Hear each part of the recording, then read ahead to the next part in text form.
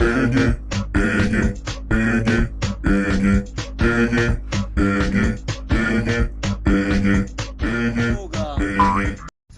ma yoga ya buni yoga ya kai ne in ga wannan ran amfani ya sato waya ya kamun da karo ko komai ya kamun amma ku banzaye ne ba san harkar sai ba ki rana ne gajera na kana ganin bai da ya ci birsu what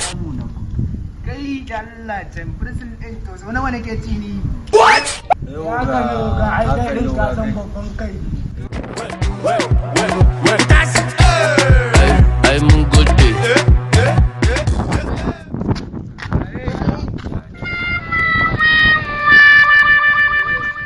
zaro ma hankali